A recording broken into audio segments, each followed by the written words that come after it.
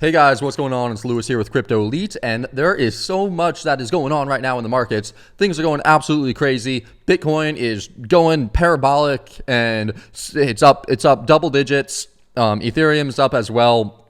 Some altcoins are up 30% plus. So I have to make this update video right now because I need to basically do one thing, which is the title, which is to remain calm, cool, and collected when things are pumping, so I don't FOMO in. And then also I need to level out the or put the alerts and the levels in on the charts of the different coins that I want so that I could have a game plan, because that is what you need to have. You need to have a game plan so that you know what you plan to do, and if it happens, it happens. If it doesn't, it's okay, because you planned it out. And maybe you might not catch the moves that you want to catch, but at least there's something there that you could fall back onto, and you could say, I will do this if the price does X, then I will do Y, and if the price does A, I will do B. And you have the different scenarios out in your head, or preferably on a sheet of paper or on your trading checklist or whatever, so that you can be prepared. So with saying that, I have a trading cheat sheet checklist that I created over the past 4 years with everything that I have learned. And I'm going to fall back on this right now because I haven't used it in quite a while, and I think now is the time to use this. So if you want to just skip ahead to the charts, you could do that. But in this beginning, I'm going to be reading off of this trading cheat sheet checklist, which is usually exclusive for just the people who buy the Crypto Elite Crypto Mastery course, which, by the way, is on sale right now. If you go to cryptoelite.com, this is what it looks like. Normally, before it was $499. Right now, it's literally $197 because I'm trying to update it, and I'm using this. I'm discounting it to basically kick my ass and say, look, if I need to update it right now. So until version 2.0 comes out, it's going to be $197. And hopefully it comes out fairly soon, but we'll see. Fingers crossed. There's so much stuff going on. Anyway, going back to the Crypto Elite crypto trading cheat sheet checklist. I'm going to read this off. I'm just going to go through this. So this is what I have used successfully to trade. I am changing things up. I'm trying out different strategies. I'm going more for price action concepts, smart money concepts, things like that. There's someone called the Inner Circle Trader, ICT for short. He's really, really good, and I'm trying to use more of his concepts now than I did before, and I'm trying to trade more range bound, level to level, as opposed to trend trading. So this is mostly trend trading, but I'm now incorporating the trading level in this as well, as I'm continuing to learn more about that and practice that every day. So this is what this is. Let's get right into this. But before I drop this alpha on you, if you can just like this video and subscribe to the channel if you have not done so already, it really helps me out and I would really appreciate it. So subscribe, like, and turn on notifications. Now let's get this alpha. And like I said, I'm going to read it off. I started off this checklist with a bunch of general principles. So big picture stuff. Pretty much in a bull market, you want to buy early and you want to ride the wave. You want to continue to look for buying opportunities in bull markets. In bull markets, you want to look for long positions because the price will make higher highs. It might make a very quick lower low to fake everyone out, but ultimately it will make a higher high if we are in a bull market. So buy the fake breakdowns and aim for the higher highs in bull markets. Number 2, in a bear market, you want to sell everything as early as possible, and then you want to either stay out, you want to go short, or you want to have conservative profit targets for your long trades, okay? Prices, typically, they do not come back to the resistance or the SR flips in the bear markets because everyone wants to sell. So take profits early. It is recommended to not long in bear markets. In bear markets, I personally have a short bias until we get to around negative 76.8% from the top. And then I would prefer to move my funds more into longer term accounts and simply dollar cost average into solid projects. And it is very important that you understand that in a bear market, the price will make a lower low. So buying at support and then waiting for a new high or even an equal high like in bull markets markets. That does not work in bear markets. In bear markets, you want to short the higher part of the range and you want to target lower lows. So right here, this is what I said. I said it's recommended not to long in bear markets. In bear markets, I personally have a short bias until we get negative 76%, and then I would prefer to move funds into longer term accounts. Okay, so this is really important. I have multiple accounts, and if you've been following me for a long time, you know that I have at least 2 accounts. I have a long-term portfolio account and I have a trading account. In my trading account, I trade. It's strictly trading. In my longer-term portfolio account, I've been dollar cost averaging in. So I dollar cost average every single day. I dollar cost average. I buy every single day in my long-term portfolio account. And I sell on big pops up. That's what I do in my longer term account, right? So I've basically been buying since November, and there hasn't really been a big pop up. However, with this recent big pop up that just happened, I started selling. So I'm pretty flat right now. I'm pretty in cash. Even in my long term account, I'm pretty flat because I sold this move up for Bitcoin and Ethereum and Quants and a whole bunch of other ones, right? But that account is bigger than my trading account. So as the prices go down and as we get further and further along into the bear markets, I want my longer term portfolio account to be bigger than my trading account, because in the end, it's much easier to make money in a longer term portfolio account when you buy super low and then you sell on the pops up. It's way easier to do that compared to trading. And even if you're a really good trader, you'll most likely sell on, let's say you sell 50% on a 50% pop up, or 60% pop up.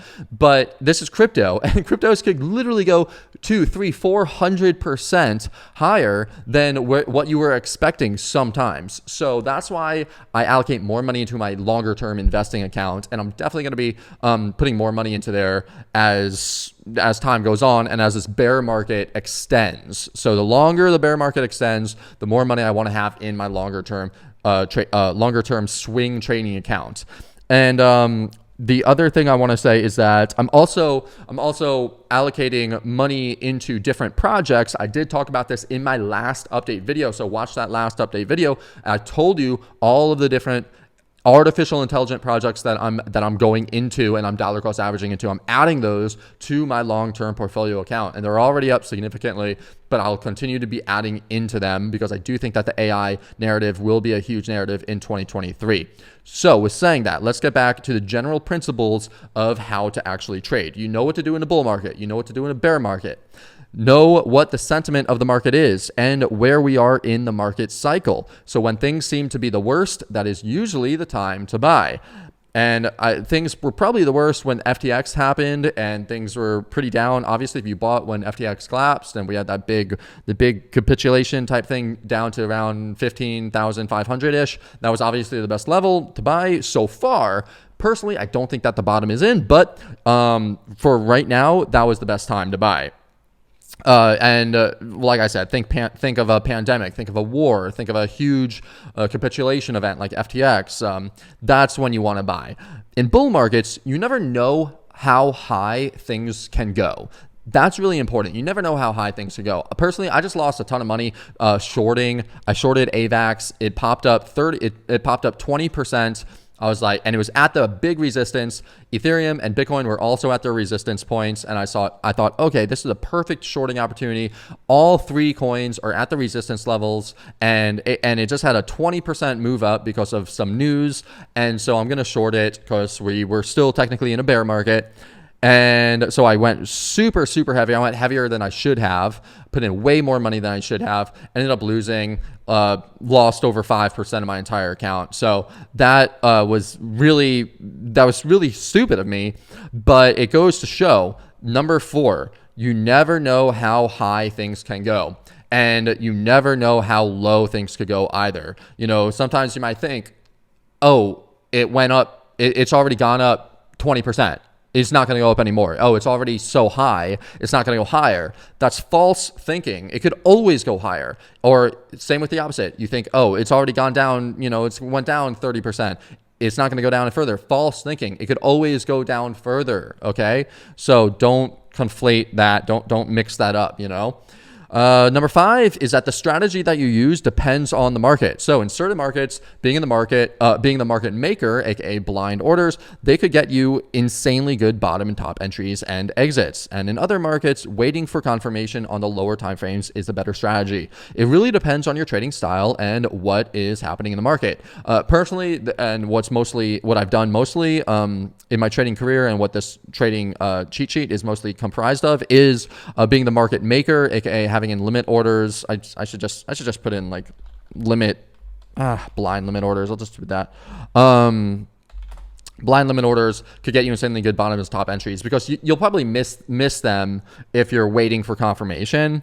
But since over the last couple months, obviously waiting for confirmation and playing the range was a better strategy, period. So then number 6 is you should go into every single trade having a directional bias from the high time frame, and you should play that directional bias. You can even make if then statements. Whoops, let me go back. If then statements with 2 setups if you're in the higher time frame support area, as long as both are long trades. It doesn't have to be one long and one short. So basically, have a bias going into any trade into the markets, have a bias, and put your trade thesis on based off of your bias going into the market. All right. So one other thing that I want to say is buy the rumor, sell the news. In the crypto markets, prices make huge moves based off of rumors. This is exactly what happened with AVAX yesterday, where they said that they partnered up with Amazon. That's why I shorted it, because the news came out and it spiked up tremendously. So I thought I was gonna sell it, but going back to here, you never know how high things could go. And that's what happened. So price can make huge moves based off the rumors. If you could get in early and ride the wave up, you have a great winner. Remember though, you need to use market sentiment and technical analysis when determining your entries. So that was the problem that I did yesterday, is I didn't use the market sentiment. The market sentiment was just so extremely bullish that it didn't matter. It didn't matter. Technically speaking, it was a good trade, but market sentiment was way too bullish. And obviously everything just continued to spike up. But this is basically saying that when fundamental analysis, such as the rumors, and the technical analysis, such as major support, come together, those are great trading opportunities. And when buying the rumor and selling the news, do this with legitimate projects and sell a day or more before the news actually comes out, using technical analysis to back up your levels. So 3 questions to ask in this scenario is: 1, is there a huge event, update, or partnership coming up? Number 2 is, will the coin be forking? Number 3, will the coin be rebranding? Well, coins don't really fork anymore. This was like a 2017 thing. Will the coin be rebranding? Utrust is rebranding into X Payments. So maybe Utrust is a good buy the rumor, sell the news play coming up. And you could use coinmarketcal.com to see if there's anything going on with your crypto. So going to CoinMarketCal, this is what it looks like. And I actually went through this last week, and there was not that many things coming up. That from what I saw, there was only like 4 pages of the top, where is it, coins, top 300 coins. Let me click this, click that, click search. And what this does is it looks from the 12th of January of 2023 to the 8th of January, excuse me, to the 1st of August 2024. And it tells you all of the major things that are happening with all of the different cryptocurrencies in the top 300 or top 500, whatever you actually check.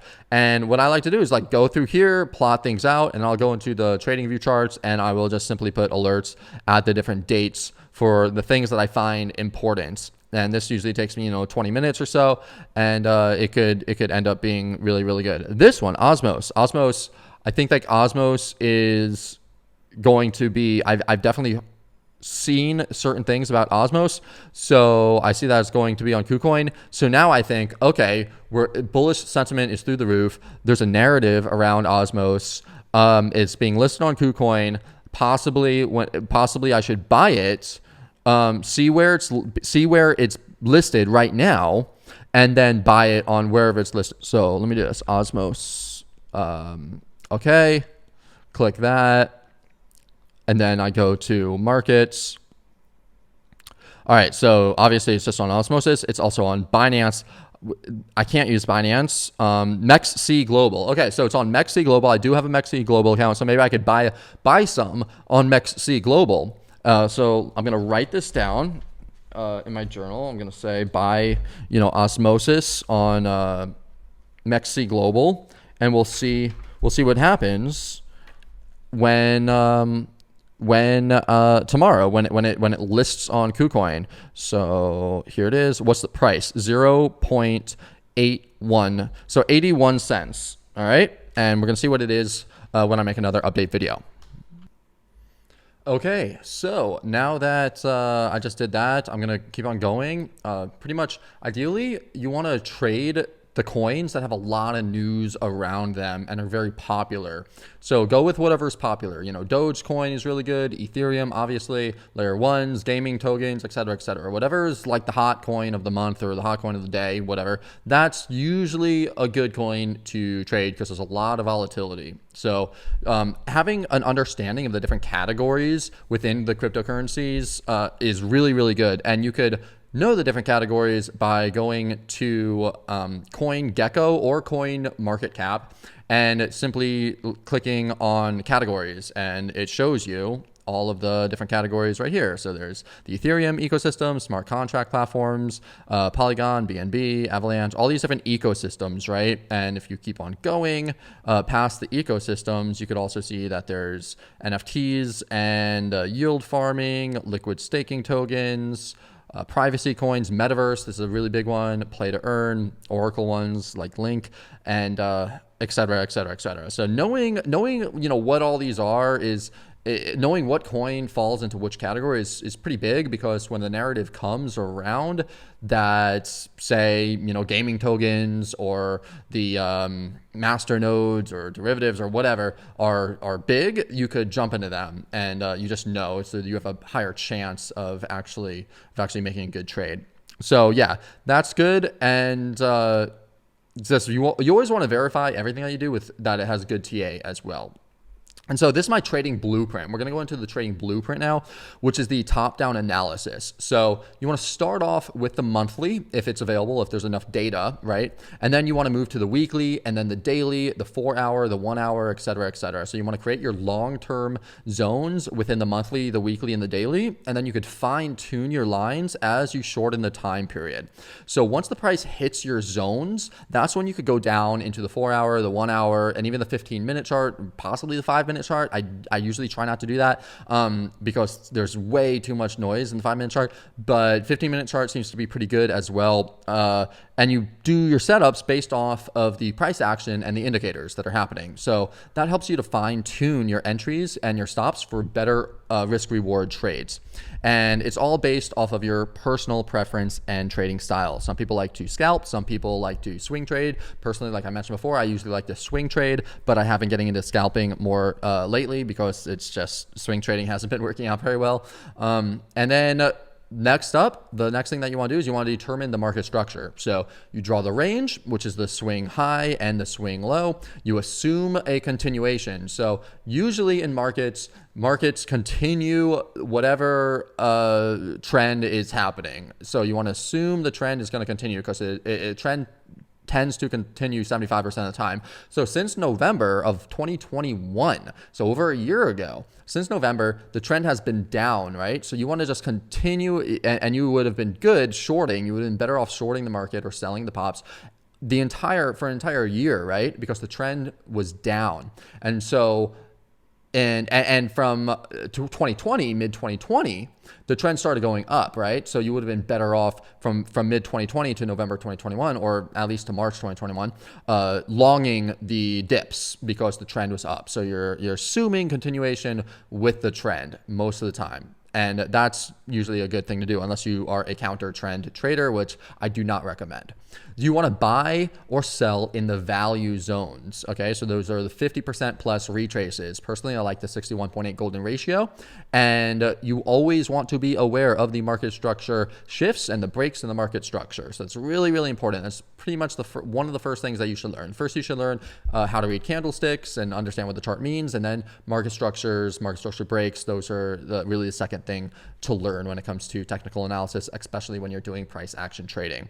And you should always always go with the higher time frame bias. So the higher time frame the chart is on, if the high time frame is bullish but the low time frame is bearish, you want to look for a bullish reversal pattern in the lower time frame, so that you continue on with the higher time frame trend, right? If the higher time frame is bearish and the lower time frame is bullish, you want to get in when there's a bearish reversal pattern on the low time frame, so you're continuing to go with the higher time frame, because usually the support and resistance zones, the candles, the trend, everything that's on the higher time frame is weighted a lot more heavily than what's on the lower time frame. So that's really important.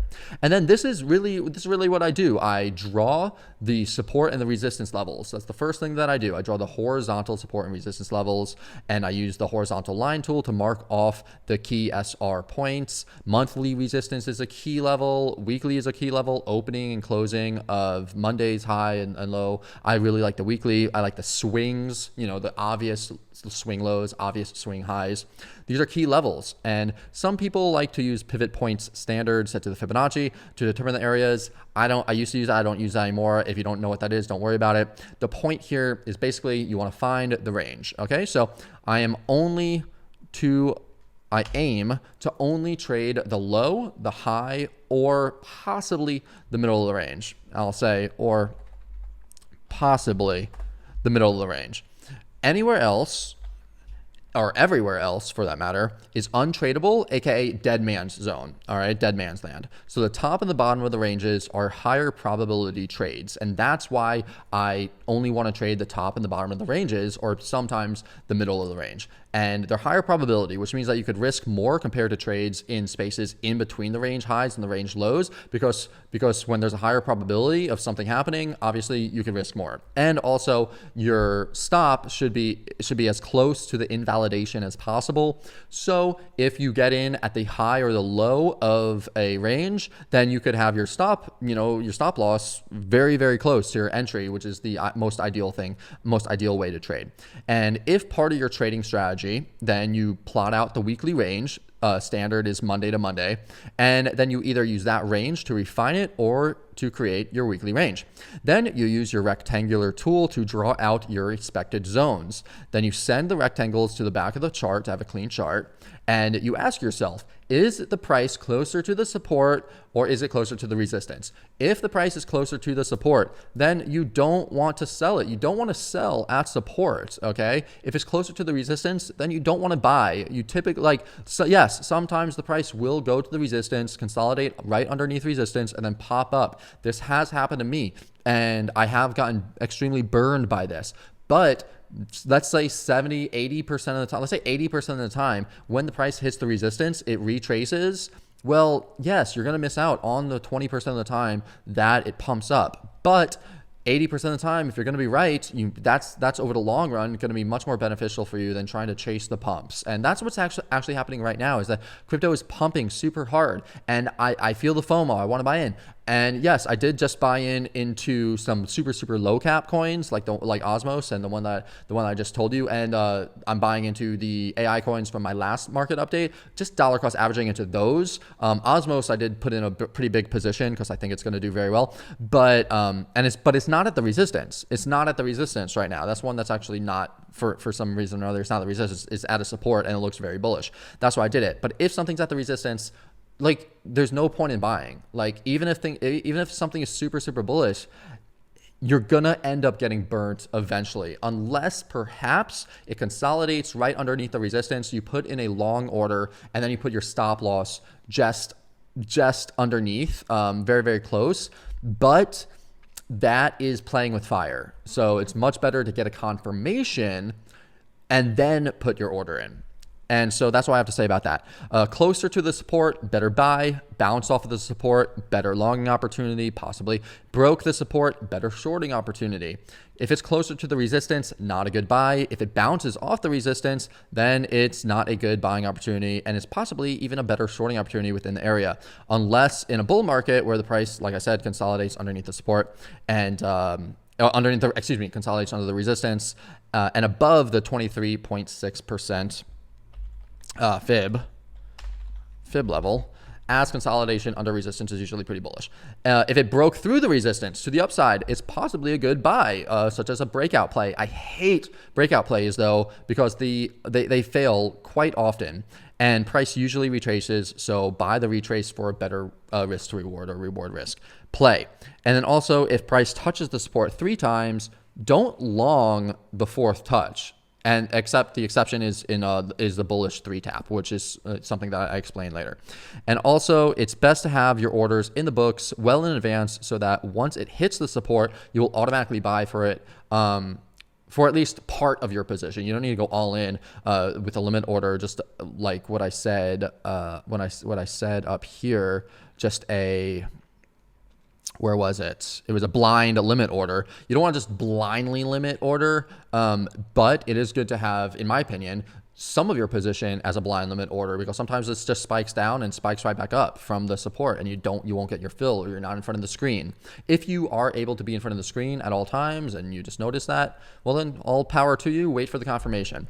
So yeah, then you could dial down into the smaller time frames once the support is hit, and you could look for more accurate you could look at more accurate risk to reward trades on the smaller time frames for your buys and your stop loss. And if you're using a higher time frame, the chances of the price bouncing from the supports are extremely high. And once the price hits the support, they usually don't stay there for very long. So that's why I put my orders in my analysis. And 2 things that I just added here, which is number 4, if it goes below the support and then back above the support, then that is a great longing opportunity, because pretty much it stops everyone out who buys at the support and puts their stops right underneath the support. So it stops them out, and then the price goes back above the support. Great longing opportunity. And I talk about that more, in my videos and things like that. And then the other thing that I put is that if it goes above the resistance and then back below the resistance, then that's a great shorting opportunity, because it basically, people sell at the resistance, they put their stop right above it to buy back. So if the price goes above the resistance and stops everyone out and then goes back below the resistance, then that's a liquidity hunt, and the price is probably it was probably done by market makers, and the price is probably gonna go back down, and everyone's gonna be pissed off. So I added those 2 things, number 4 and number 8 here. And then finally, it's best to have your orders in the books well in advance, so that once it supports, you will automatically buy it for at least part of your position. You can dial down, or I already said that. And then finally, in bull markets, previous resistances become the supports, and in bear markets, previous supports become the resistance levels. And so make sure to catch the SR flips early. The first touch of the SR flip is the best. So in bull markets, when things are going up, sometimes you don't get the full retrace. Sometimes it goes up past the resistance level and it just goes right back to the resistance, which is now the support, and then just zooms up from there. And it might not do that on the daily. It might only do that on the 4 hour. It might only do that on the 1 hour chart. And then you don't really get a chance if you're looking at the daily or the 12 hour or the 8 hour or 6 hour, something like that, because it happens so quickly. So in really bullish conditions, you want to just get in as soon as possible. Sometimes you might even want to just play the breakout trade and say, all right, it's busted above the resistance level, so you buy it right there. Although that's only in bullish markets. In bearish markets, you don't want to do that, because in bear markets, usually when price moves above the resistance level, it's going to be a fake out. But in bullish markets, it's great to do that. Also, number 2. So after, pretty much number 1 was draw the support and resistance levels and look at where the price is and determine what you want to do based off of that, right? Number 2, check the market structure to determine whether to be more bullish or to be more bearish. So if we get a market structure break, you want to look for the order block, you want to look for the 61.8%, or you want to look for key levels, the OTE, to go long or to go short if we get the market structure break, right?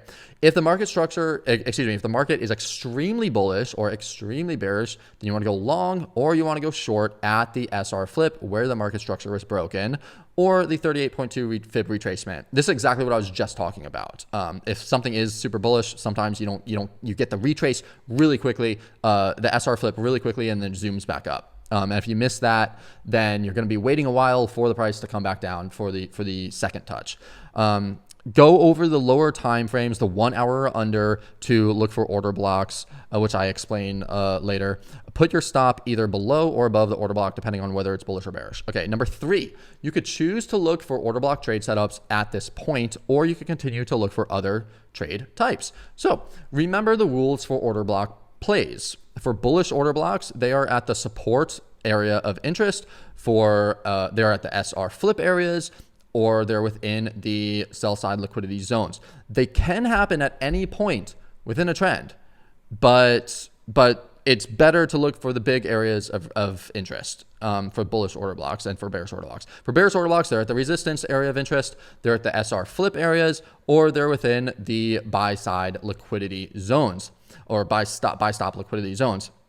They could happen at any point within a trend. And so the SSL and the BSL, basically sell side liquidity is this. Like for bullish OBs, they're at the support. So imagine the support, you have the support, people are buying at the support, right? Underneath the supports, there's a lot of stop losses, right? Where people who bought here, if the price goes down, they're going to sell, okay? Well, those sell orders are going to be fuel for the market makers to basically buy up all of the tokens, and then it's going to shoot the price back up. So that's the sell stop liquidity zones, right? All the buyers are selling, so it's the sell stops, and it's providing liquidity for the market makers to shoot it up. For the buy stops, basically people are selling at the resistance, and above that, they have their buy stops. So they'll sell here, and then they'll buy back here if the price keeps on shooting up. So a lot of times what happens is market makers will shoot the price up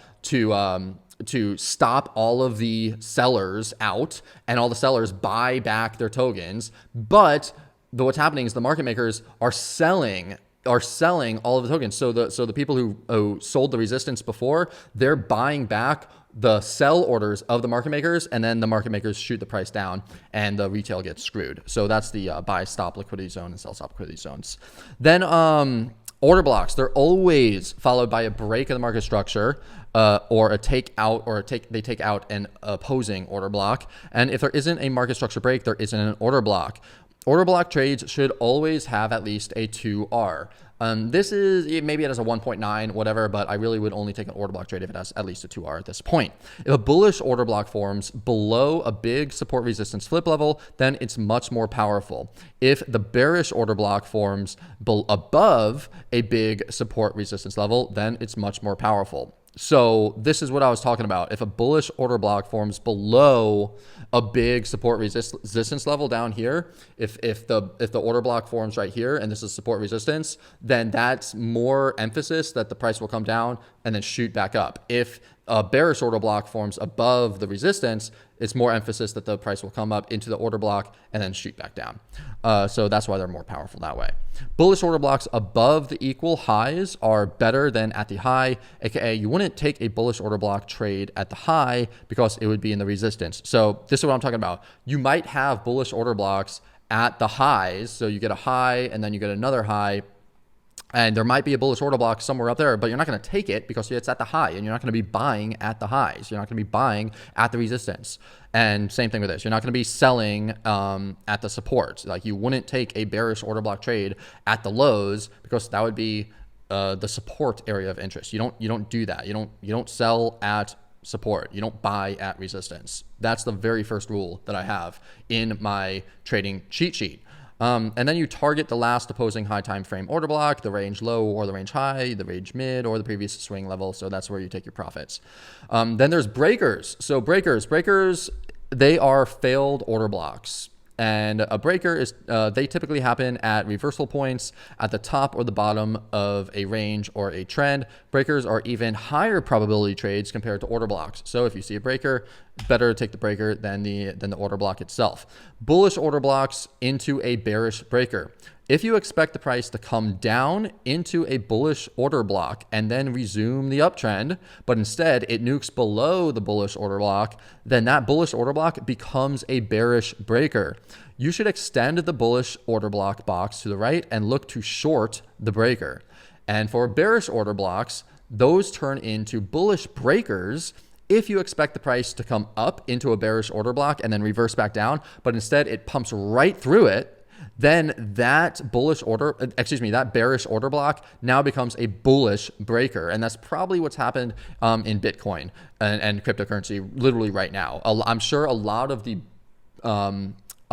bearish order blocks that were on the charts, they just got ran through. The price just spiked up well past the bearish order blocks. So now those bearish order blocks where you were thinking that the price was going to reverse from, now they become bullish breakers. So if the price does come back to that area, you want to long. So I now have a long bias because the price shot up through so many different bearish order blocks, and now we have so many bullish breakers in the charts.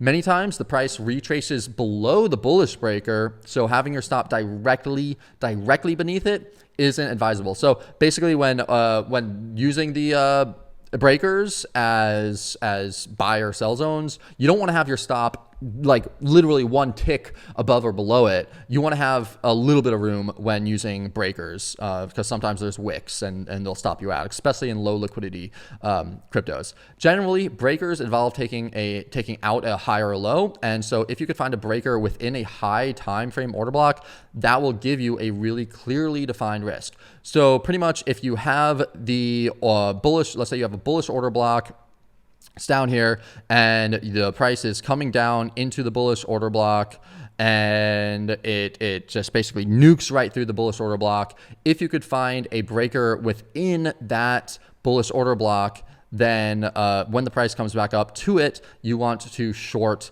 at that breaker.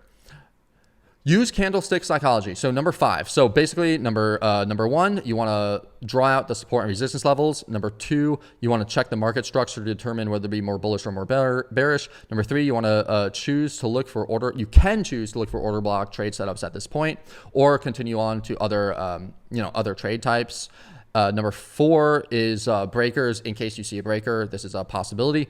Number 5, use candlestick psychology. So you want to use candlestick psychology to see if the market is telling you that the trade is good. So you can see the different candlestick patterns and chart patterns on their respective pages within the course. So I have a big list. You could also just Google it, candlestick patterns, candlestick charts. You'll see a bunch of pictures, a bunch of charts with all the different candlesticks. You should know, what hammer candles are. You should know what doji candles are. You should know what shooting stars are. You should know what engulfing candles are. These are all things that when I say that, you should know exactly what I'm talking about. Inverse hammers, like literally hanging man, like all of these different candle patterns, you should know what they are, and you should know exactly what they mean, what the psychology of the market is telling you with these patterns. So candlestick psychology is very important.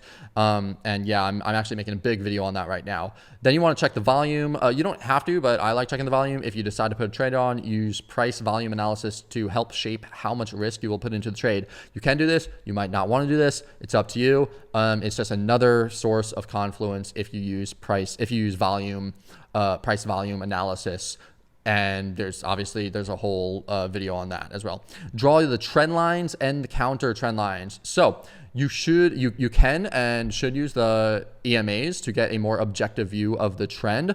You obviously use market structure breaks and market structure in general to get the trend, but you could also use exponential moving averages to get the trend as well, which is also pretty obvious. You just look at the freaking chart, and if it's going up, it's an uptrend. If it's going down, it's a downtrend.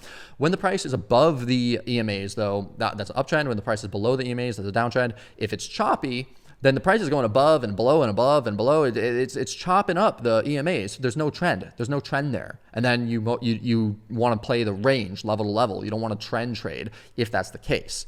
Lower highs and lower lows is a downtrend. Higher highs and higher lows is an uptrend. So you need to know, is the overall trend upward, bullish, or is the overall trend downward, bearish?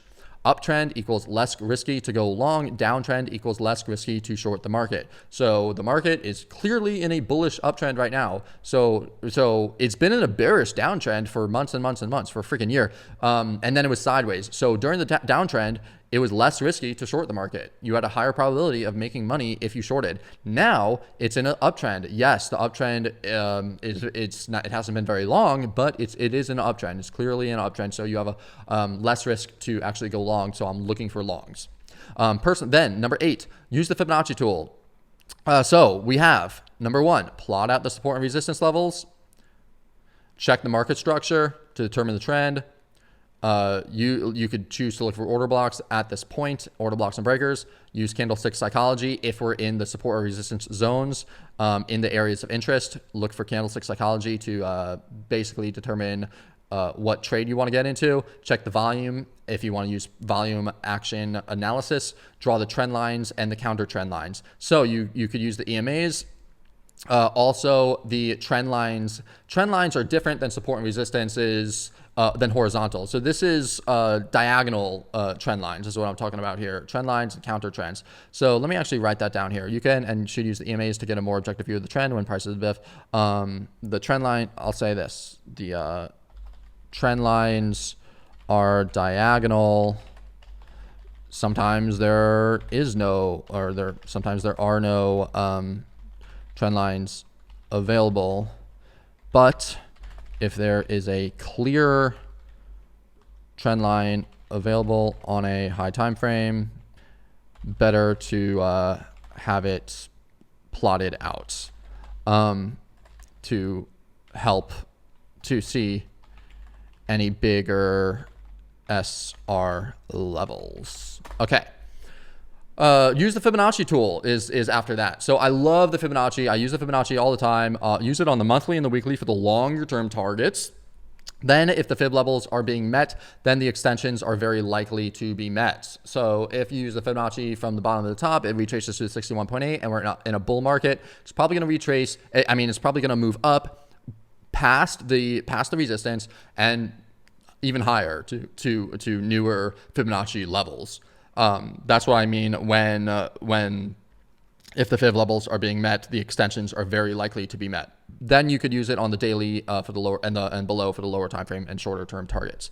If there is a major support on the 61.8, the 61.8 is a great place to long. So more confluence. You already put out the support and resistance levels. Let's say you put out the support and resistance levels. You use the Fibonacci from the bottom of the trend to the top of the trend. If there's a support level at the 61.8 golden ratio retrace, that is a long almost every single time for me. That's a long. Likewise, if there's a major resistance on the 61.8, then the 61.8 is a great place to take profit. So if you have support and resistance levels plotted out, you take the trend Fibonacci from the very top to the bottom. 61.8 is at that resistance level. Sell. I'm selling every single time.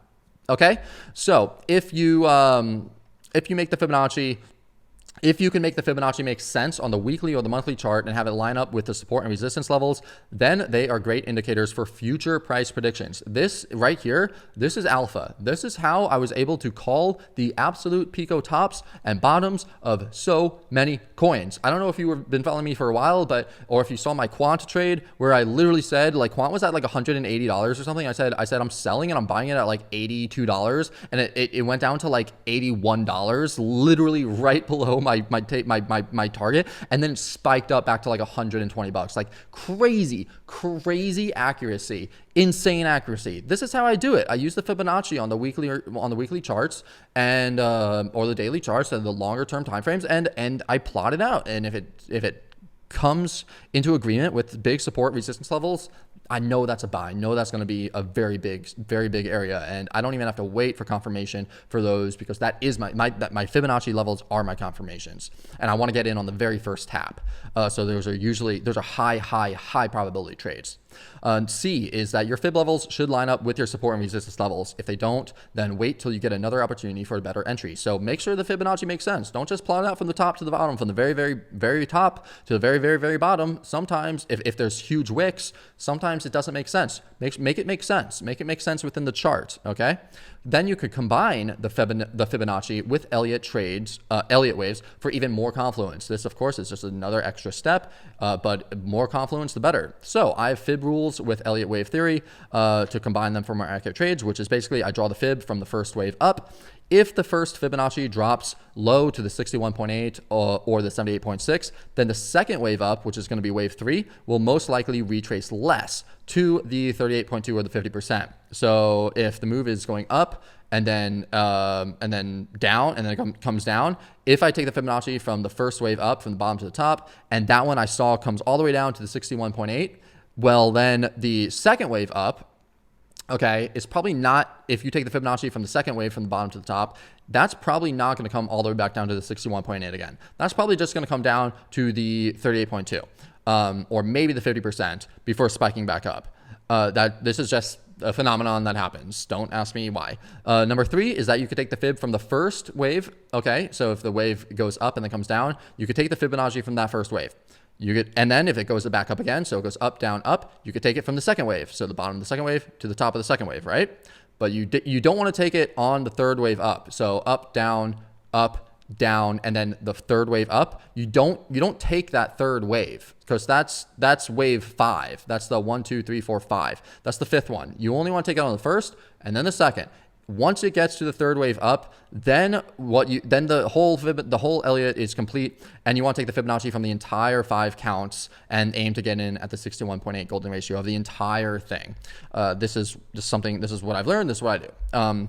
So you want to, and this is how doing this could help you make sure that you don't get caught off guard and say, oh, it's in an uptrend and it's clearly an uptrend, so I want to get in, at the 61.8 golden ratio of like the previous range, like the previous wave, when in reality it's most likely going to retrace a lot further down than that area. It's probably at the top of the entire move up at that point. Number 9, use the RSI. So is the RSI above 70? All right, it could be a good time to short if the market structure is bearish, if the sentiment is bearish, and the RSI is above 70 because we had a big move up for some reason or another. It might be a good time to short. Be cautious of buying when the RSI is over 70 because it's in the overbought territory. It's already overbought and it might sell off. If the RSI is under 30, well, that could be a great buying opportunity. Of course, you don't want to do this when the RSI is under 30 and just stagnating under 30. You don't want to do that because that's obviously in bear markets. It could be overbought or it could be oversold in bear markets for forever. And in bull markets, very, very bull markets, it could be overbought for very long periods of time. So that's why you can't just use the RSI. But if it's, something's trending and everything else looks good, if it's under 30, could be a great buy. If it's over 70, probably could be a good shorting opportunity. If you see a bullish or bearish divergence on the RSI, then you want to check the other time frames. Could be a good time to long or short. Divergences are more powerful than only the overbought or oversold. So if you see a divergence, that has more weight than simply just it one time being in the overbought or one time being in the oversold. Divergences are very powerful. And they're even more powerful on the MACD. So number 10 is talking about the MACD. This is what I use.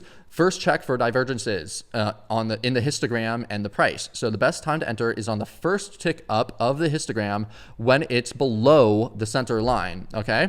So basically the MACD, if it has a divergence, or even if it doesn't have a divergence, the best time to enter when you're using the MACD is the first tick up of the histogram when it's below the center line. So you have the center line, and let's say it goes below it, and then it comes back below it. As soon as it makes the first tick up, like one, and then it goes back down. As soon as it starts to make the first tick up, boom, you want to enter the trade, of course, making sure everything else lines up. For MACD histogram divergences, the histogram must move across its center line before coming back down for a bullish divergence, or going back up for a bearish divergence and stopping shy of the first wave. If there is no crossover, then there is no divergence. So this is literally saying that in the MACD histogram, they have that center line, that it goes above and below, right?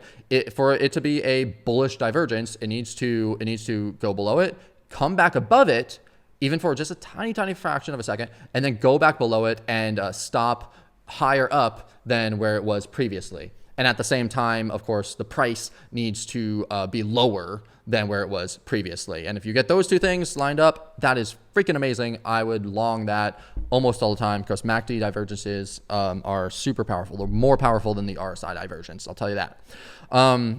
So if there is no crossover though, then there's no true divergence. And people they say there's divergences all the time. I see it every single day. People say that there's a MACD divergence when there's not. It's not a real divergence. It's a fake. It's a lower quality divergence, I guess. You want to get that crossover.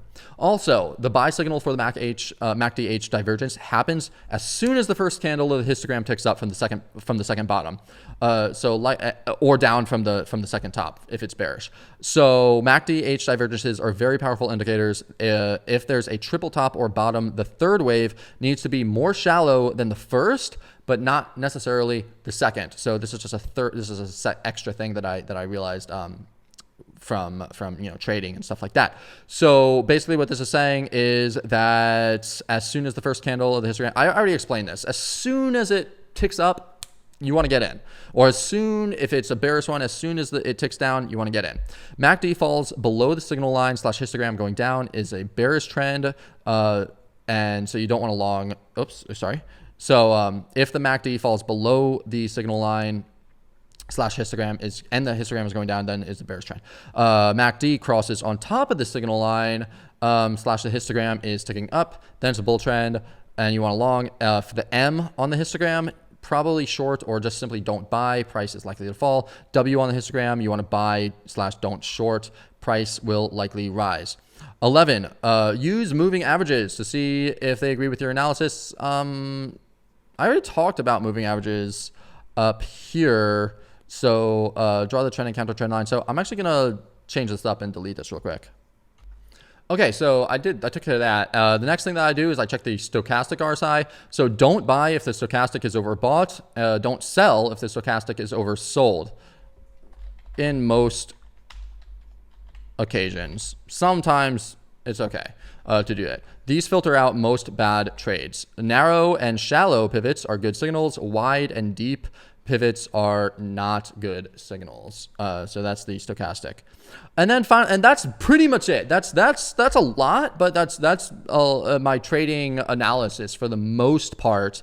Of what I typically like to do. Of course, I look for things like over-unders or Quasimodos or whatever you want to call them. I look for swing failure patterns. I look for things when I'm trading the range and the stuff that Trader Main does, the stuff that Rectproof does, the stuff that ICT does, and a lot of other traders like to do. I do trade those, but this what I just went over is how I traded and caught bottoms and tops left and right during the bull market and during the first half of the bear market before the crazy, like the liquidation events definitely caught me off guard when it came to this, as they caught so many people off guard. So yeah, I mean the strategies they work, but of course if you get some huge crash like because of what happened with FTX, there's not really much you could do in that regard. But this has worked for me. And then number 12, the last thing that I have on here is there are other indicators and tools that you can use to create your trade setups. And if you find other tools that help you in your trades, you should experiment with them because there's a whole host of tools and you don't have to use everything that everyone else uses. You can find your own stuff or find your own strategies. That's the point of trading. Everyone has their own strategies. It's really good. Or you could just stick with what you know. An example of other indicators that I use sometimes, or that I don't really use anymore, but it's called the directional movement. You want to trade long when the positive directional line is above the negative one. I'm not even going to go through all this, but you could read this and use the directional movement as an indicator. And then finally, I have some other things below here. Swing failure patterns. Let me do this. Swing failure patterns, stop loss hunts. So this is what I was talking about with the new stuff that I was really getting into. The top resistance is the barrier that will make or break the climb to new highs. However, if there is a swing failure pattern above the resistance, that is a signal where the market will most likely go lower. This is exactly what I was talking about literally all the way up here. The things I added, I said goes right here, broke through the resistance to the ups, goes above the resistance, then back below the resistance, then that's a great shorting opportunity. And that's what basically this swing failure pattern is right here. It went above, see, resistance, goes above the resistance. Everyone thinks bull market back on, goes back below the resistance. As soon as it went back below this big resistance level, that we're going to head real low. That we're going to head lower. And I would target not just low lows. I would actually target below the lows. I would target down here because we're most likely going to continue going down, especially considering that we were in a downtrend during this time period. So that's the swing failure pattern. And then basically the last thing that I have is have everything you need for your trade setup. Great. You should be able to answer these 3 questions every single time. Number 1, what price range do you want to enter your position?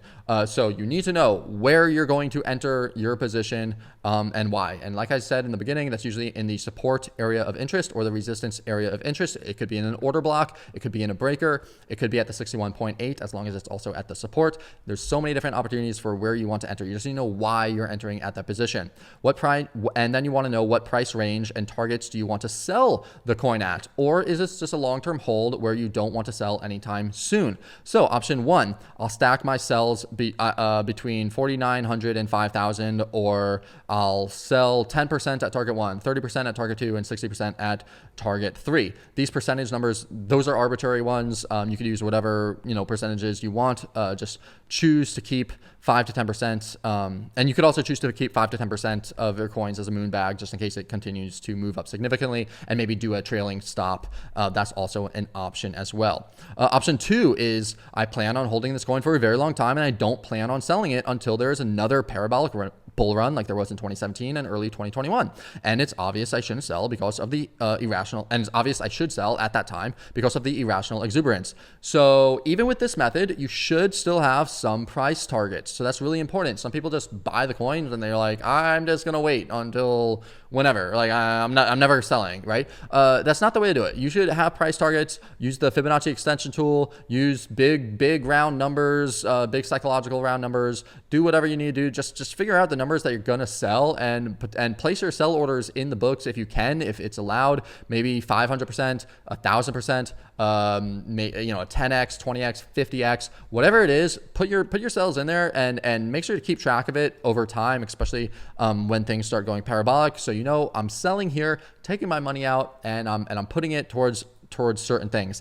I did that for Quant when I bought Quant at like $4, and I said I'm selling it at $200. I'm selling some at $200. I'm selling some at $400. I'm selling some at $1,000. I have my targets. Same thing for some other coins that I have, like Engine. I have bought a bunch of Engine coin. I said I'm selling it here. I'm selling it here. I'm selling it here. One thing that I didn't do for that was I remember I bought a certain coin and I did not have my sell targets like in place when I bought it, and it ended up doing like a 10x or something, or maybe like 6x, and then it went all the way back down, and eventually I ended up selling at a loss because I didn't have my targets put in. So always have your targets put in, and possibly trail your stop loss. Once things are hit. Possibly. I say possibly because sometimes there's big swings down, stops everyone out, and then it pumps up like crazy. That happened with me on Dogecoin, and I would have made millions of dollars, but I had my stop loss in there, and like a trailing stop, and it stopped me out on a huge wick down right before it did like a 10x or something. So that haunts me to this day. So sometimes I don't have stop losses in, but you always need to know. You always need to have a game plan. That's the purpose. That's the point. All right. Number 3, if the trade, and this is the third thing that you need to know. So the first thing, what price range do you want to enter your position? Number 2, what price range, what do you want to sell at, or where do you want to take your targets? What's your targets at? Number 3, if the trade doesn't go your way, what prices are you willing to let the coin drop to before you sell or before you buy back? How many percentage points is that? And how much will that affect your portfolio balance? Okay, let me do that. Yeah. So this is your stop loss. This is your stop loss, right? And you want to utilize your stop losses effectively because that could save you a lot of money if you do that. So just imagine if you bought in, Bitcoin at $60,000, right? And then you had a stop loss at 59,000. Okay. That would be way better than simply holding it down to 28,000. Well, I could change this now. Simply holding it down to 16K, right? It would be better to sell it even at a loss than to just hold it, right? So remember though that with crypto there are 20% losses in a day. So be cautious. Otherwise, if you've done your research and you really believe in the long-term value of the crypto or the company, just keep on weighted dollar cost averaging into the coin as the price falls. Since markets are cyclic, truly valuable businesses will most likely rebound again. So think of Amazon after the 90% plus dip in 2000, or literally any of the quality cryptocurrencies that dipped after 2018, such as VET, ADA, Theta, etc., etc. They all made monstrous new all-time highs. And this is why long-term investing is so important. This is why I stress having an account dedicated to longer-term investments as well as a trading account. And like I mentioned in the very beginning of this video, I have 2 accounts, and my longer-term investment account that I dollar cost average into is a lot bigger. It's 4 times the size, if not more than that, of my trading account right now, because I know that coins have dropped 80% plus 90%. Bitcoin dropped 77%.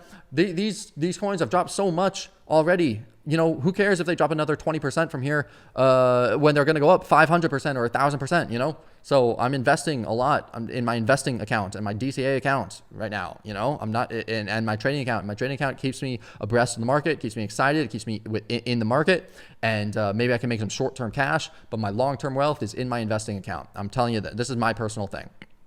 Although at the top, or when things go up crazy, it's much better to have more in your trading account, because then obviously you don't want to be holding onto your long-term investment account as things start to go down. Man, I'm talking a lot. I got a couple more tips for you. So number 1 is that if you are watching altcoins and they are coming into the support on both the Bitcoin and the USDT pairs or USD pairs, that is a great indication that the bottom is near. And I would most likely go in pretty heavy in these situations. So if you go into TradingView and you see Bitcoin and you see, let's say Link, for example, is coming into the support in the USD pair, and it's also coming into the support on the Bitcoin pairing, best to go into Link. I would say going into Link is a good idea. Number 2, don't buy resistance levels unless inverse head and shoulders is present, and then set a tight stop loss. So the one time that I would buy it at resistance is if there is a head and shoulders pattern. Don't buy at resistance unless there's an inverse head and shoulders patterns. Yeah, okay. So yes and no. Inverse head and shoulders pattern. No, because then it would become support. I need to change this. In fact, I'll just get rid of this. Okay. So that's no longer relevant. Number 2, I will change this to 2, and all of these as well. 3, 4, 5. Okay. So number 2, make your orders a little above the exact levels you look at so that you get in case it misses your target by a little bit, aka in case it front runs your targets. And also sell a little bit earlier, you know, sell a little under your target areas in case people are trying to front run your targets, just to make sure that you get your profits. You know, don't be too greedy. Number 3, remember, focus on not losing money. That's the important thing, especially in the bear markets, especially in the markets like we're having right now. Focus on not losing money. If you could just keep your money, let's say you got $20,000.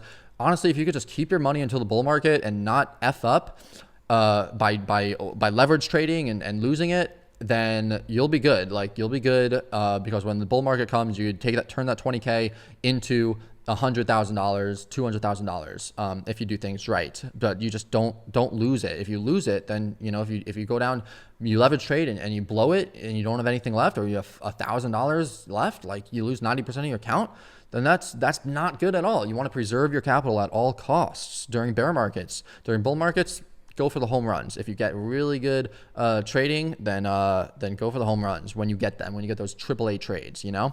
But they don't come around very often. Also, you want to buy breakouts through the resistance levels. That's a great strategy during the bullish markets, but like I mentioned before, not during bear markets because of the false breakouts.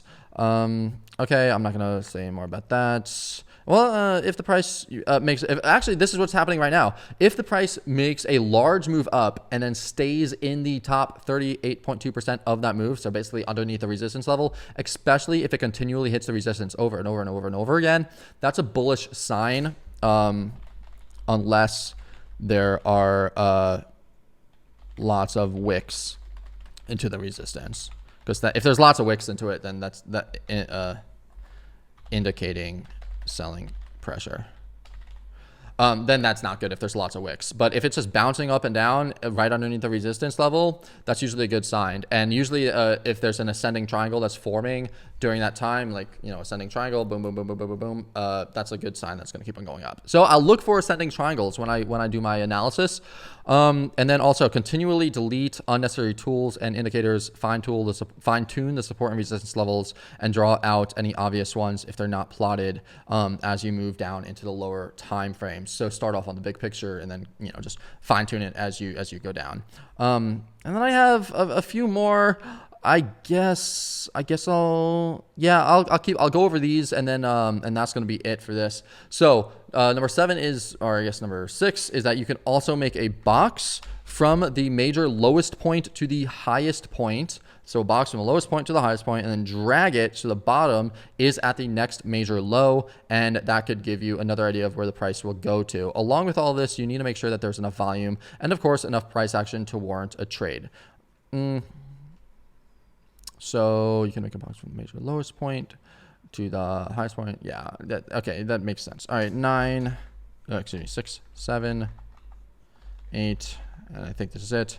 Trend following indicators like the MACD. Oh, this is actually important. So a lot of people like to use the MACD, the EMAs, and directional movement to help identify trends, but they're oscillators, and those are trend following movements, okay? They're responding to the price action. Oscillators, they measure the speed of the surges and show when its momentum is starting to break. They identify emotional extremes of the crowds. Okay, oscillators such as the RSI, the stochastic, and the MACD, they work great in trading ranges, but may give you premature signals in trending markets. So these are really, really good in range trading, but not the best in trending, like really, really powerful trending markets. For instance, trending markets, it's going up, up, up, up, up, like how it is right now. The RSI, it's in the overbought territory, and it's been in the overbought territory. It's continually in the overbought. It even actually formed a divergence, and then it didn't matter. It just spiked up even more because it's trending so hard. So you need to be careful using these in super, super trending markets, and have the whole context as part of your trading strategy. And this is exactly what I said. The RSI can easily remain overbought in the lower time frames in a trending, in a bullish trending market, or oversold in a bearish trending market. If there's a lot of whipsaws with the EMAs, it's better not to trade them as a trend following system. When the ADX is declining, the dominant market group is losing strength, and it's better not to trade it with the trend following method. If you use the stochastic while price is in a trading range, always use a protective stop, because as soon as the trend begins, you will get wiped out. If trading in a range, only go with the trend. If using the stochastic while price is in the trading range, yes, well, you always want to use a protective stop. And then finally, divergences, they are the most powerful signals. I love divergences. I would much rather use a divergence than just a simple signal. Narrow and shallow bottoms on the stochastic, the RSI, most oscillators, those indicate bears are weak and the rally should be strong. So narrow and shallow bottoms, just boom, boom. That's very good for the bulls. If it's deep and wide, that's if it's deep and wide bottom, that shows bears are strong and the rally is going to be really weak. So I'll look for V-shape type boom boom oscillators, narrow and shallow bottoms on the oscillators today, and only take strong signals. It's better to only take strong signals. Only take the narrow and shallow. Don't take the, like, if this is just like up and then like to the right, like because of this, then I'm not gonna short it because it's probably gonna keep on going up. A narrow top shows that bulls are weak and a severe decline is likely. So if the oscillators go up and then immediately back down, bulls are weak. If they go up and then sort of stays up on the oscillators, on the RSI and stuff like that, it's the stochastic, the MACD, then that means bulls are pretty strong. A high and wide stochastic / oscillator top says the bulls are still strong and it's not wise to short. Finally, for taking profits, and this is where I'm going to end it, check the major horizontal resistance levels, the 61.8 Fibonacci levels, and the key fib extension levels. Number 2, look for psychologically significant numbers such as big round numbers. If they line up with the other levels, that adds up a huge confluence to your take profit zone. Number 3, if overall sentiment is euphoric and the general public is getting in, that's when you want to scale out, aka what was happening in January 2018 and March 2021. And then number 4, generally speaking, November and December are the months where cryptos either end or start their bull runs. And actually, it is January right now, so maybe December is the month where they start their bull runs. So maybe January we are starting the bull run, because that is generally what happens. So maybe. And that is the Crypto Elite Trading Cheat Sheet Checklist. So you just got an hour's worth of pure alpha of how to trade and different things to trade. This is literally exactly what I look for. This is exactly how to do it, step by step. Of course, there's many different ways of trading. Not everyone does all this, but this is just stuff that I learned throughout the years of being in the markets. So we have this, and of course, I'm going to continue to update this as well. But I hope this was very, very helpful for you. And now we could actually get into the markets. Okay, guys, let's start off with Bitcoin on the monthly chart. What can we see here? All right, well, we could see that obviously there's like big resistance all the way up here and support resistance right here, and support/resistance right here, and support and resistance up here at 24K as well. But we're not going to really pay too much attention to those. I'm not even going to mark them out because we're just focusing down here right now. And what you could tell is that on the monthly chart, obviously we are in a downtrend, down, up, down, up, down, up, down, up, lower lows, lower lows, lower low, lower low, lower high, lower high, lower high, and potentially a lower high. So just from the monthly chart, the high has to close above $20,429, but I'm not gonna wait that long to say, oh, the close on the monthly chart has to close up here for it to be bullish, and then you could get in on a retest, or you could just simply buy and then aim for higher up, because that would be the first higher high in the entire downtrend, right, or in the entire trend.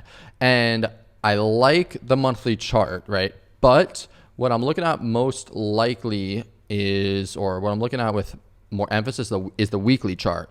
On the monthly chart, you don't have the EMAs or anything like that, but on the weekly chart, you do have the EMAs. So this is the 300 MA, this is the 200 MA, and this is the 200 EMA. And we are above the 300 moving average. So I guess that honestly, like anytime we have fallen below the 300 week moving average, that was always like a good time to accumulate. So that's why I have my dollar cost averaging, like dollar cost averaging account. And although I did sell most of it on this pump, because if we look at the weekly chart, what do we see? Support and resistance. That's number one. Well, right here, this is obviously the big SR level. You could see this in this whole thing. So basically around 19,000. Basically 19K. This right here. This is the support resistance. Pretty obvious, right? Maybe on the daily we could actually see it a little bit more clearly. Yeah, I'd say just like that, right? This was a deviation. These were just wicks. These were all wicks, and this is the clear zone. Also on the daily, the 200 moving average is right here. So that is another pretty big resistance as well. So we have the big resistance and we have the moving average coming up. So is this a good time to short? Possibly. It's honestly, it might be, because we're at the resistance. But I would be a little cautious after such huge moves with such big volume. I would probably wait for something to show up on perhaps the lower time frames. You see, because look at this. Look at this power move right here with the stochastic and the RSI just powerfully just taking out the overbought territories like no one's business and staying up there. If it's staying up there, it's not like very quick to come down. Remember that when it stays up there, that's very bullish. The MACD, not even, the MACD is pretty high up, but it hasn't had that tick down. And this, I'm just going to get rid of this because I don't even use that anymore. But yeah, obviously, reversion to the mean is like, it should come down, but you never know. So what I'm looking for is support, resistance, and I'm also seeing if there's a trend line. Maybe there's a trend line somewhere around here that we could mark off. Well, the trend line's broken to the upside on that account, so trend line is no longer there on that one. Maybe there's another trend line. Nope, I don't see any trend lines that are showing that Bitcoin has a resistance area.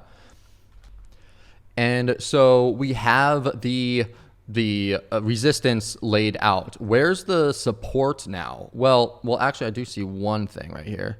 I do see potentially something like this. You could say that this is this is some type of triangle right here. And so we have the resistance, we have the support down here, but where's the close support? Well, there's the previous monthly high, and the previous monthly high is right here. That also is the previous quarter mid. So, and it's also this level down here. So this whole level really is some type of support / resistance.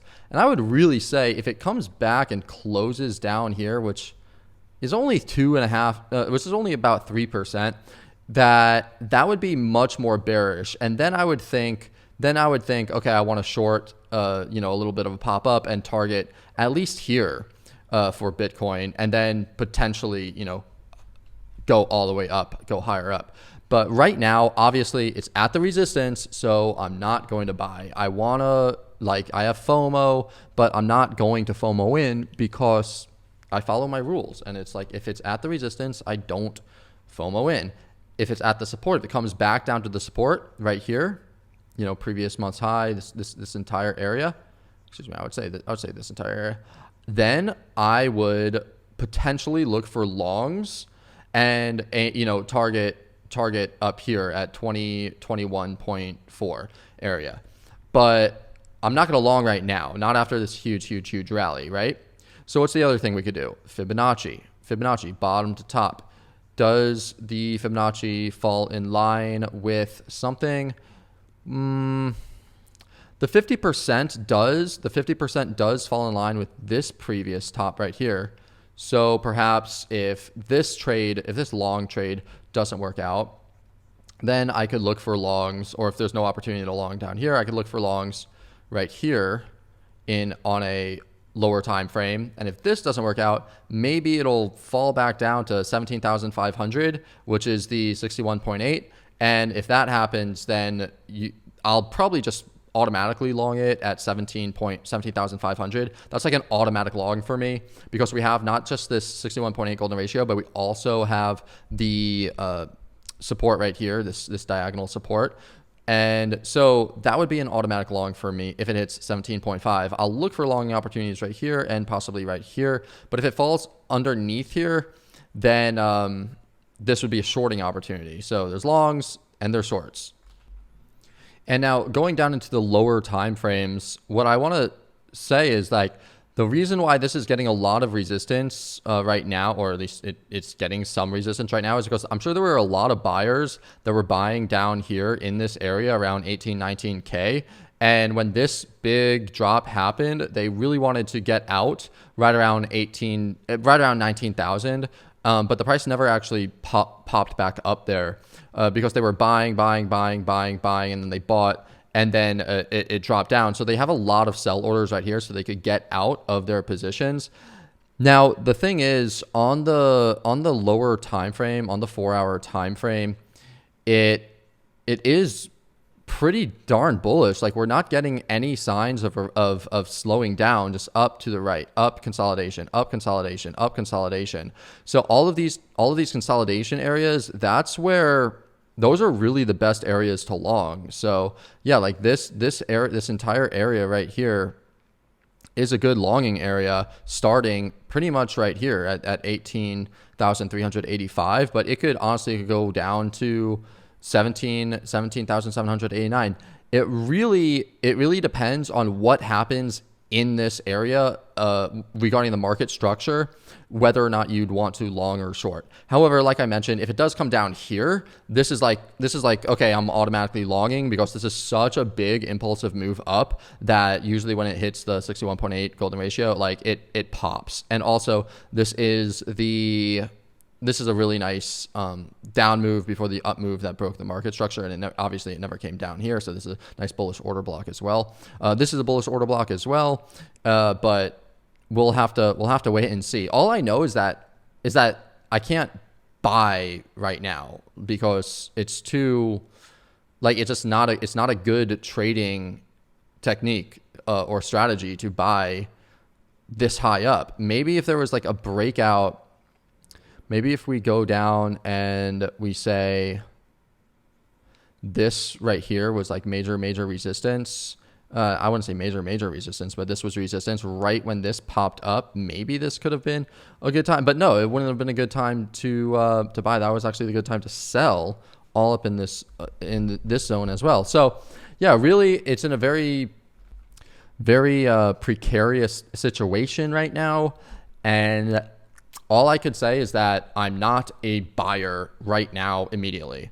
But if it comes down here, I'll check it. If it comes down here, I'll check it. If it comes down here, I'll check it. And then if it comes down here, I'm just going to buy it automatically. So I'm going to put an alert in, actually. I'm going to say just like alerts, buying Bitcoin. Yeah, and I'm definitely going to have all of my buys at 17,533. Is that right? Yeah, 17,533. Yeah, so I'm going to do that. So that's for Bitcoin. Okay, and now let's just say that Bitcoin does decide to just keep on mooning. Let's say it comes down here and shoots all the way back up. So it does something, does something like this, and I miss my entry because I want to buy it lower, or I'm not paying attention or something, and shoots back up. Then this huge area, this huge resistance area, which actually, look at this, it goes all the way back. It goes all the way back to pretty much back here. But I would say, I'll just count this, right? This whole resistance it's going to become support. And then I would pretty much just try to long the support right here.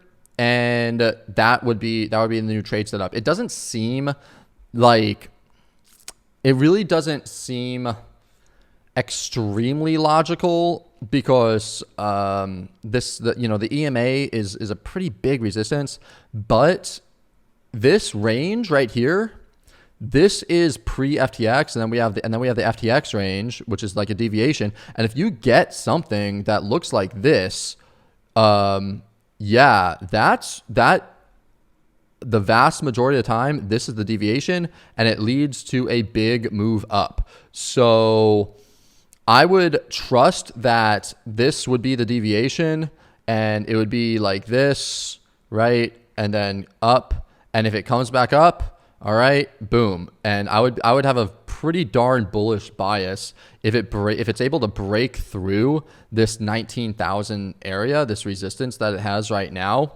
But if it comes back down, then I wouldn't be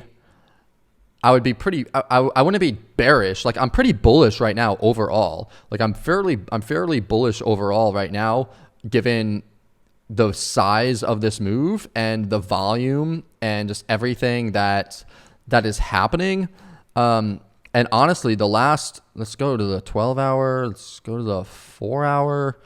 Yeah, the last bullish order block is down here.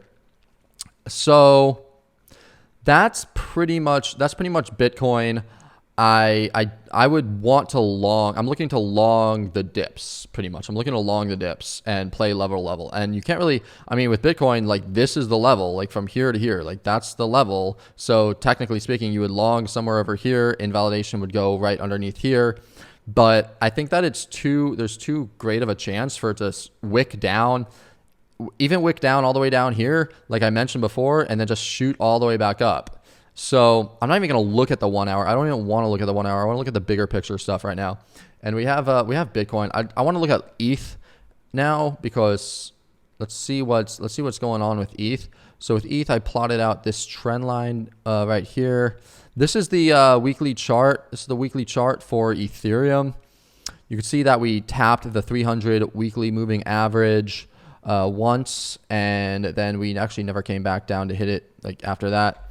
And we are just, the RSI and stochastic RSI on the weekly aren't even overbought, which is pretty crazy. So maybe Ethereum has even more room to run. We did close above this trend line right here. Pretty bullish to me. So let's plot out the weekly levels for Ethereum. I'm going to plot this out and then I'll be right back.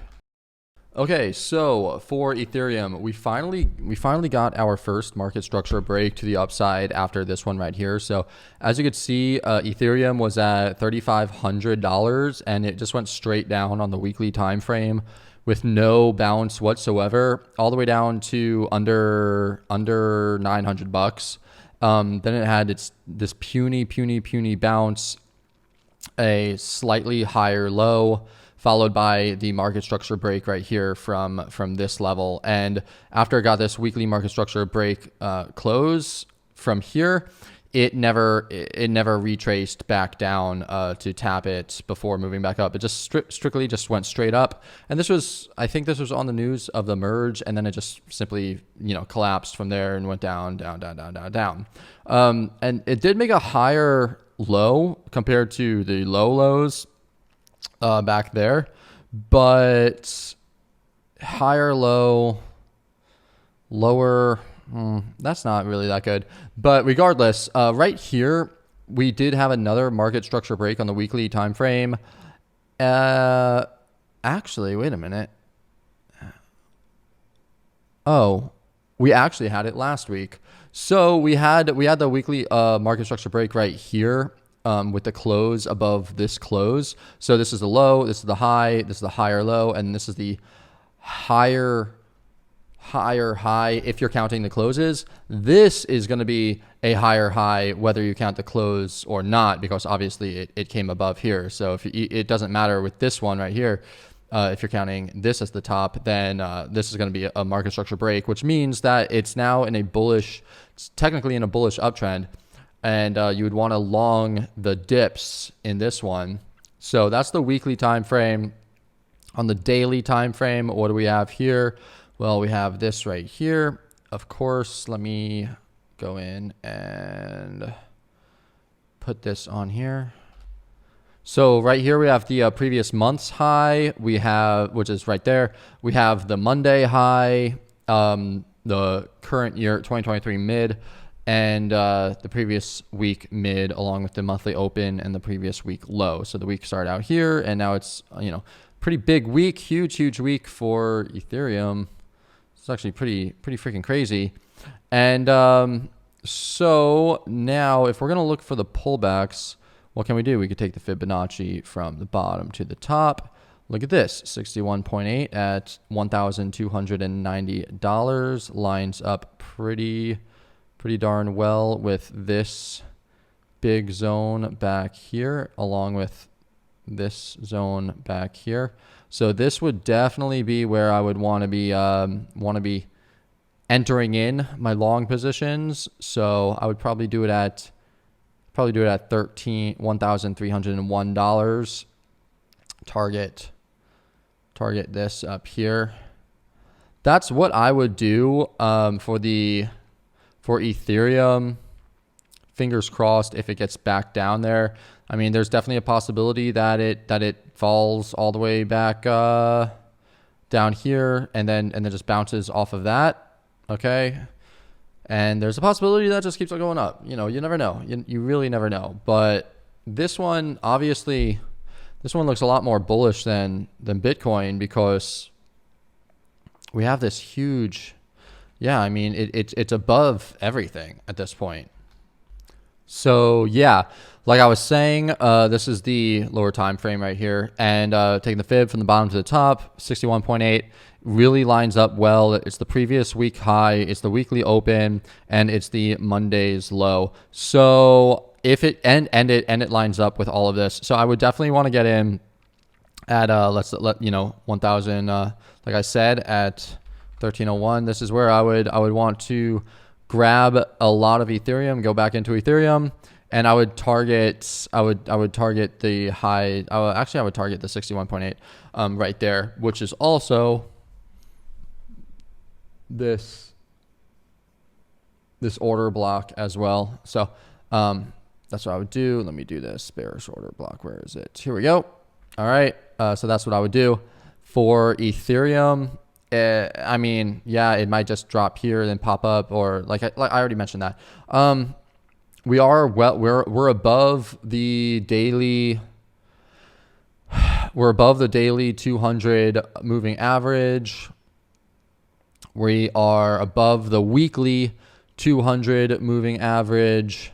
I mean, we were above it back here too, but this was the FTX stuff. So yeah, we're above all of these things. So yeah, I'm bullish bias at this point. I was bearish bias, but after these past couple days, now I'm bullish bias. Let's just check anything else. 4-hour charts. Looking at the 4-hour charts, what do we got here? It's constant up to the right. No retracement. Up to the right. No retracement. Up to the right. No retracement. Up to the right. No retracement. Up.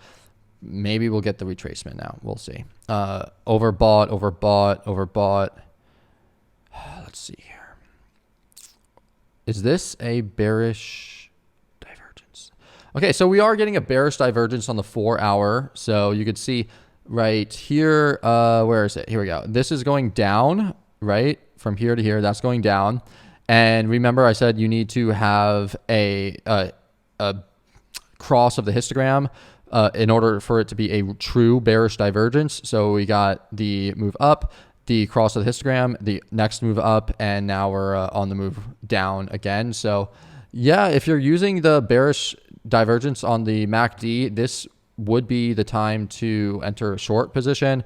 Also, we have a bearish divergence on the RSI as well, because you could see right here, price moved up, RSI moved down. So honestly, if you're thinking of shorting, now would not be a bad time. It really wouldn't be a bad time to short, in my opinion.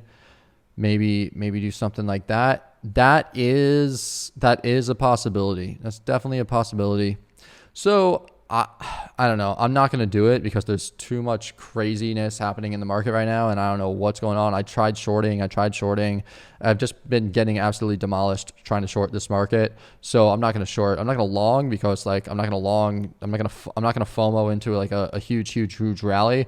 But I will say there's definitely bearish divergences. But like back here, there was a bearish divergence on the RSI as well. Plus we were at this major resistance, and I shorted right here and got demolished. So yeah, I'm gonna wait, but it's definitely possible that we are gonna go down from here.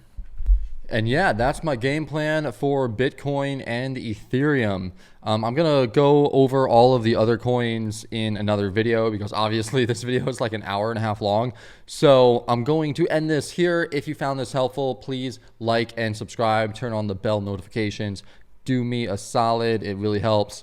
And other than that, I'm gonna hit the hay, and then I'm going to go back tomorrow, and I'm gonna start going over a lot of these coins that are just going crazy, which are the AI coins, and looking for areas to get in on the pullback for these. Or maybe I will just simply start setting up my dollar cost averaging accounts for these coins right now, just so I put money in. You know, I'll probably put like $20,000 or something and just put like $100 a day into all of these coins just over the next 30 days or whatever. Hopefully they'll go back down so that I'm averaging in lower and they don't just go parabolic and just go flying up, and I'm just averaging it higher and higher and higher every single time.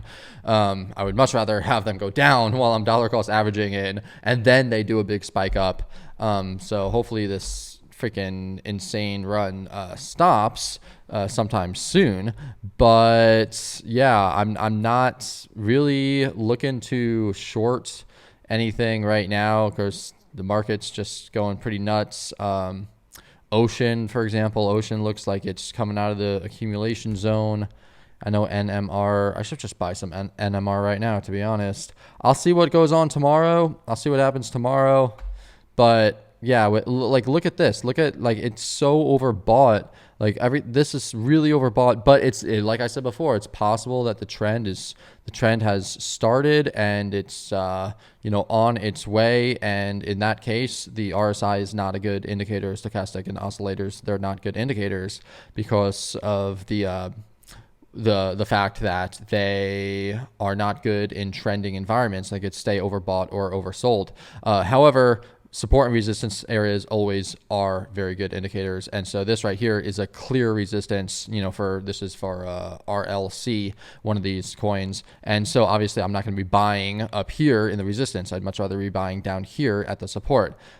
Just using this as an example. I'll also look at Ocean, Ocean protocol. This right here, this is the resistance right here. I'm looking at the resistance, and obviously I don't want to buy in this resistance area. This is not where I would want to be buying. I would much rather be buying at this support down here in this support area, because this makes just a lot more sense, obviously, to be buying down here, and you sell up here. Buy low, sell high. Don't buy high unless we're in this unless we're in a type of market where it's buy high, sell higher, but we're just not there yet. We're just simply not there yet. I'd much rather wait for a pullback, buy right here, buy in the mid, or buy at the 61.8 golden ratio, and then move up. For this, let's look at FET. I'm just doing this really quickly. So this right here was the previous resistance. This whole area, really, if we go back. Keep on going back. All right, so we got this whole area as resistance right here. Bring this up, boom. And now we are, okay, so now we're above the resistance. So now I'm gonna use this as support. So I'd wanna look to enter in on the pullbacks. This was some clear accumulation for FET, and now we're moving up. Let's look at some other ones. PRQ, I like PRQ. Maybe this was some accumulation. This was only starting in November, though. This is one or 2 months of accumulation. Man, this was obvious accumulation.